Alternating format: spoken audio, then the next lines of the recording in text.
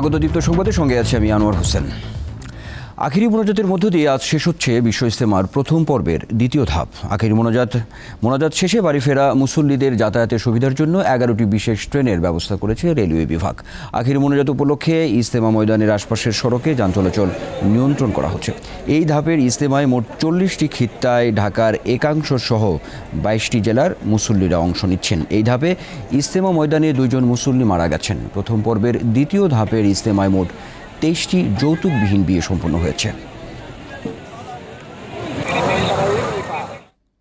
সড়ক ও জনপথ বিভাগের উচ্ছেদ অভিযানের প্রতিবাদে উত্তরবঙ্গের সব পেট্রোল পাম্প অনির্দিষ্টকালের জন্য বন্ধ ঘোষণা করেছে পেট্রোল পাম্প মালিক ও শ্রমিক ঐক্য পরিষদ। বুধবার রাতে সংবাদ বিজ্ঞপ্তিতে সংগঠনটি জানায়, 4 ফেব্রুয়ারি নওগাঁ জেলার সড়ক ও জনপথ বিভাগ কোনো প্রকার পূর্ব ঘোষণা, নোটিশ বা আনুষ্ঠানিক চিঠি প্রদান না করে আকস্মিক উচ্ছেদ অভিযান পরিচালনা করেছে। এতে পেট্রোল পাম্প মালিকগণ ক্ষুব্ধ হয়ে পেট্রোল সরবরাহ বন্ধের ঘোষণা দিয়েছে। এদিকে ধর্মঘটের কারণে চরম ভোগান্তিতে পড়েছেন বিভিন্ন ধরনের পরিবহন চালকরা।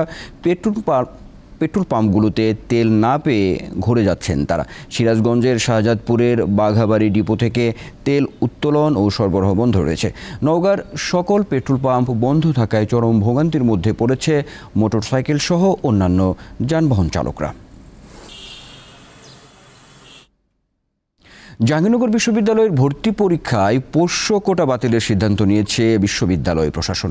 মঙ্গলবার জরুরি সভার পর রাত 12:15টার দিকে পোষ্য কোটা বাতিলের ঘোষণা দেন বিশ্ববিদ্যালয়ের উপাচার্য অধ্যাপক মোহাম্মদ কামরুল আহসান।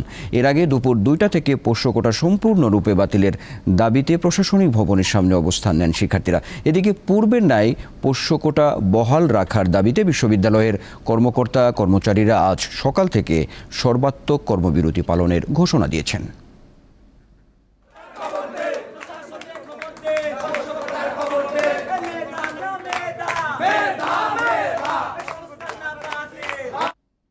দেশে ভোটের রাজনীতি এখন ব্যবসায়ী ও টাকাওয়ালাদের হাতে। টাকা ঢাললেই হওয়া যায় এমপি।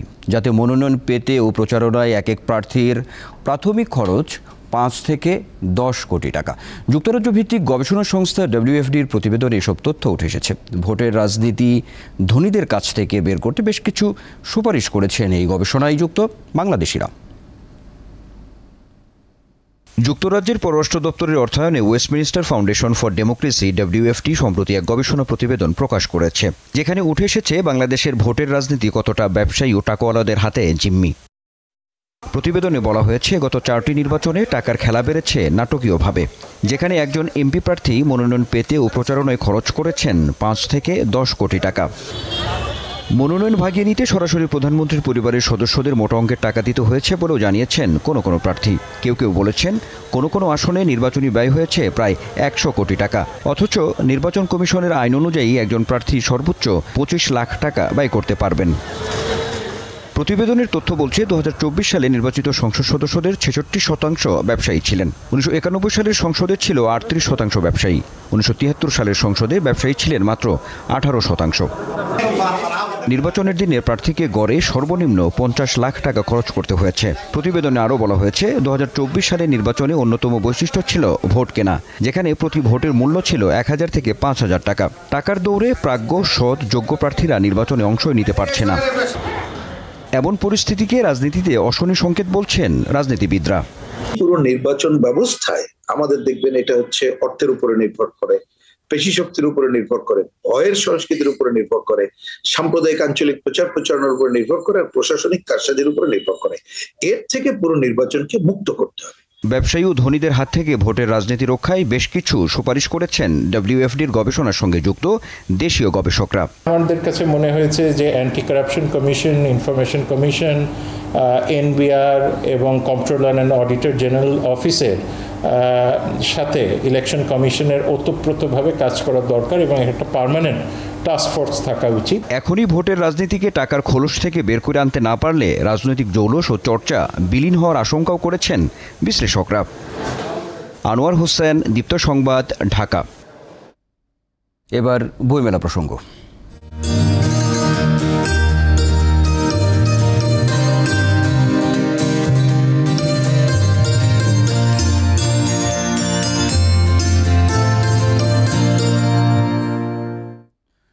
প্রতি বছরই বইমেলায় নান্দনিক স্টল ও প্যাভিলিয়ন পাঠক দর্শনার্থীদের নজর কাড়ে। এবার জাতীয় সংসদ, দোতলা বাস, টিন ও বাঁশের ঘরসহ নানা আকৃতির স্টল সবার মন ভরাচ্ছে। বই কেনার পাশাপাশি এসব কারুকাজে আকৃষ্ট হচ্ছেন অনেকে। বইমেলায় সাহিত্যপ্রেমীরা যেমন প্রিয় লেখকের বই কিনতে আসেন, তেমনি অনেকে আসেন ঘুরতে। মেলার স্মৃতি ধরে রাখতে বিভিন্ন স্টলের সামনে মুঠোফোনে ছবি তুলতে ব্যস্ত হয়ে পড়েন তারা। এবারের বইমেলায় জাতীয় সংসদ, দোতলা বাসের ভ্রাম্যমাণ লাইব্রেরি, টিনের ঘর, বাঁশের ঘর, প্রত্নতাত্ত্বিক নিদর্শন সহ নানা আকৃতিতে সাজানো হয়েছে স্টল ও প্যাভিলিয়ন। নান্দনিক এসব নকশা নজর কাটছে পাঠক দর্শনার্থীদের। বাংলাদেশের সংস্কৃতি এবং পুরনো যে ঐতিহ্য এগুলো তুলে ধরছে, এটাই অনেক সুন্দর। আর বিশ্ব সাহিত্যকে সবসময় একটু আলাদা কিছু করার চেষ্টা করে, তো এবারও খুবই ভালো লাগছে। সবগুলোর মধ্যে এটা একটু আকর্ষণীয় বেশি লাগছে দূর থেকে, তো সেটা দেখি এখানে আসলাম। স্টলই অনেক ভালো লাগছে যে সব স্টলের আলাদা আলাদা সৌন্দর্য। প্রতিবারই প্রকাশনা প্রতিষ্ঠানগুলো চেষ্টা করে আধুনিকতার সঙ্গে আকর্ষণীয় করে নিজেদের প্যাভিলিয়ন বা স্টল সাজিয়ে তুলতে। বই পরিবেশনার পাশাপাশি ইতিহাস, ঐতিহ্য ও সংস্কৃতিকে ধারণ করে তারা পাঠক দর্শনার্থীদের সামনে হাজির হন।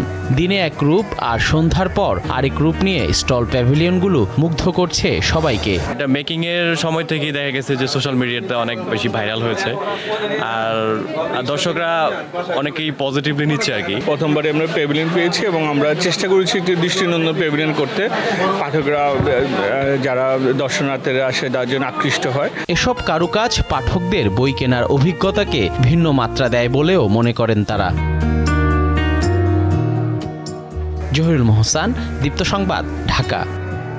দুর্বৃত্তদের হামলায় আহত হয়েছেন পটুয়াখালীর কুয়াকাটা প্রেস ক্লাবের সাবেক সাধারণ সম্পাদক জহিরুল ইসলাম মিলন। মহিপুর থানার ভারপ্রাপ্ত কর্মকর্তা জানান, সাংবাদিক জহিরুল ইসলাম মিলন ঢাকা থেকে ফিরে রাত 12:30টার দিকে কুয়াকাটার তোলাতলি ফিলিং স্টেশন সংলগ্ন এলাকায় যান। এ সময় সন্ত্রাসীরা তার উপর চড়াও হয়। এক পর্যায়ে এলোপাতাড়ি কুপিয়ে ফেলে রেখে যায়। পরে স্থানীয়রা তাকে উদ্ধার করে কলাপাড়া হাসপাতালে নিয়ে গেলে তাকে বরিশাল পাঠানো হয়। মিলনের 2 হাত, মাথা ও বুকে ছুরিকাঘাতে মারাত্মক জখম হয়। সাংবাদিক জহিরুল ইসলাম মিলন বাংলা ভিশনের কুয়াকাটা প্রতিনিধি হিসেবে কর্মরত।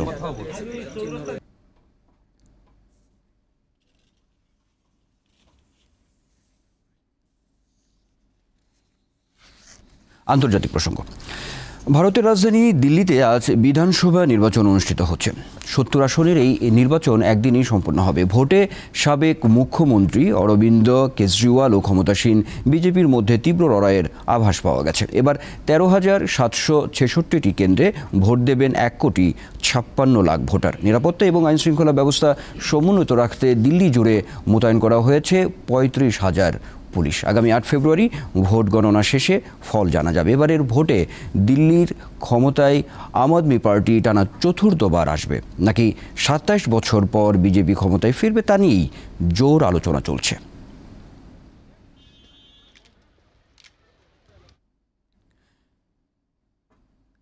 চীনের মূল ভূখণ্ড এবং হংকং থেকে পার্সেল গ্রহণ সাময়িকভাবে বন্ধ করে দিয়েছে যুক্তরাষ্ট্র।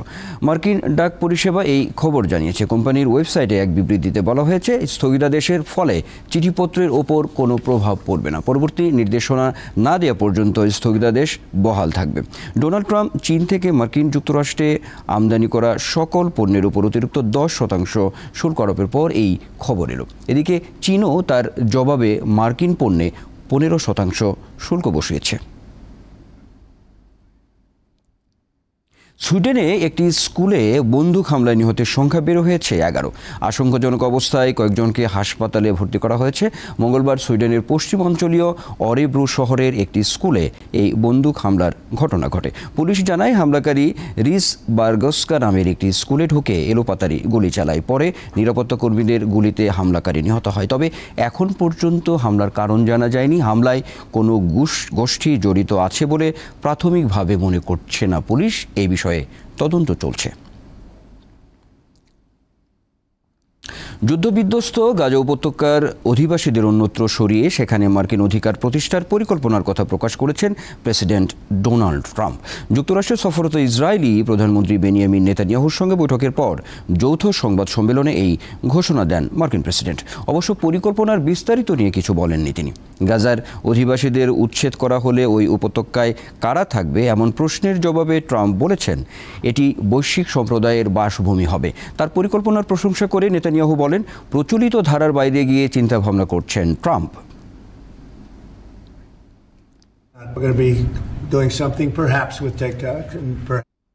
খেলার খবর। বিপিএলের দ্বিতীয় কোয়ালিফায়ারে আজ চিটাগং কিংসের মুখোমুখি হবে খুলনা টাইগার্স। মিরপুরের হোম অফ ক্রিকেটে ম্যাচ শুরু হবে সন্ধ্যা 6:30টায়। অনেকটা খুঁড়িয়ে এলিমিনেটর রাউন্ড নিশ্চিত করে খুলনা। সবার আগে প্লে অফ নিশ্চিত করা রংপুরকে বিদায় করে কোয়ালিফায়ার নিশ্চিত করে তারা। লিগ পর্বের মুখোমুখি লড়াই দুই দলেরই আছে একটি করে জয়। আর 2013 সালের পর দ্বিতীয়বারের মতো ফাইনালে খেলার সুযোগ চিটাগংয়ের সামনে। প্রথম কোয়ালিফায়ারে চিটাগংকে হারিয়ে ফাইনালে উঠেছে বরিশাল।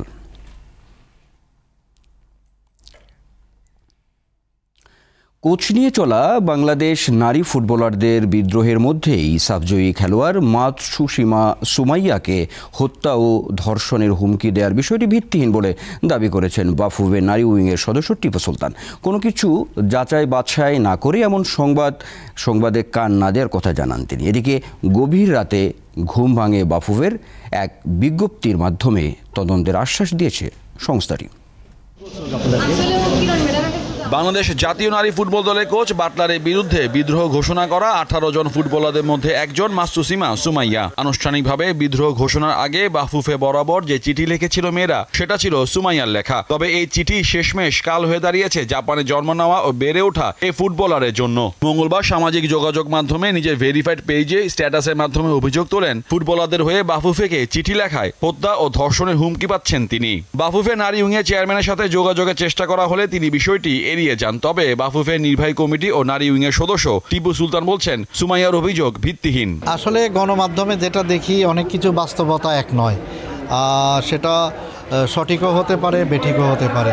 বিকজ এটা তো আমি নিজ চোখে দেখিনি, পত্রপত্রিকার নিউজের মাধ্যমে যা দেখতেছি বা শুনতেছি, এটা কতটুকু যৌক্তিক কতটুকু সত্য নিজে থেকেই ওই গণমাধ্যমকে জানিয়েছে বিষয়টা। উনি অভিযোগ করেছে, তার অভিযোগটা অথেন্টিক কিনা, যুক্তিসঙ্গত কিনা, লজিক্যাল কিনা, এটা খতিয়ে দেখার বিষয়। গেল বৃহস্পতিবার শুরু হওয়া বিদ্রোহের পরপরই সমস্যা সমাধানের জন্য একটি বিশেষ কমিটি গঠন করে কাজ শুরু করে বাংলাদেশ ফুটবল ফেডারেশনের নারী উইংয়ের এই সদস্য বলছেন, বাফুফে সভাপতি দেশে ফিরলে দ্রুত সমাধান হবে বিষয়টি। আনফরচুনেট, মানে আমাদের কেউ কাম্য নয় যে ঘটনা ঘটে গিয়েছে বা এখনও চলতেছে। আমার মনে হয় অদ্যাবধি এটা নিরসন হয়ে যাবে। নারীরা দেশের জন্য অনেক গৌরব অর্জনের ক্ষেত্রে তাদের যথেষ্ট ভূমিকা আছে, এটা তো অস্বীকারের কিছু নাই। পাশাপাশি বাংলাদেশ ফুটবল ফেডারেশন যে সিদ্ধান্ত নেয়, এগুলিও তো অযৌক্তিক কিছু না। নারী ফুটবলারদের সাথে ঘটে যাওয়া এই ঘটনাগুলো ক্রীড়া অঙ্গনে নারীদের টিকে থাকার মতো হুমকি বলে মনে করেন গিনেস বুকে নাম লেখানো বাংলাদেশের নারী টেবিল টেনিস খেলোয়াড় জোবেরা রহমান লিনু। এখন এই সময় এই 20 শতাব্দীতে এই 2025 সালে এসে কেন আমরা মেয়েদের চোখের কান্না দেখব? কেন মেয়েরা কাঁদবে? কেন মেয়েরা বলবে যে আমরা এই জীবন চাই না, আমরা খেলতে পারছি না? কেন ফুটবল প্লেয়াররা কাঁদছে, তাদের বিভিন্ন রকম সমস্যা হচ্ছে, সেটা আমাকে খুব ব্যথিত করেছে। কারণ আমি তো একজন দিন শেষে আমি একজন খেলোয়াড়। তা আমি মনে করি যে শুধু সরকার না, আমাদের মন মানসিকতা পরিবর্তন করতে হবে। দুইবার সাফ জয়ী বাংলাদেশ নারী দলের বিদ্রোহী হয়ে ওঠার পেছনে কার্যত ফেডারেশনের অবহেলাকেই দায়ী করছেন তিনি। মোহাম্মদ হাসিব, দীপ্ত স্পোর্টস, ঢাকা। দর্শক, এই ছিল এখনকার মতো আমাদের পরের সংবাদ বেলা 2টায় দেখার আমন্ত্রণ রইল। আর সর্বশেষ তথ্য বিনোদনের সব খবর জানতে আপনি যুক্ত থাকুন দীপ্ত ডিজিটাল প্ল্যাটফর্মগুলিতে। ধন্যবাদ সবাইকে।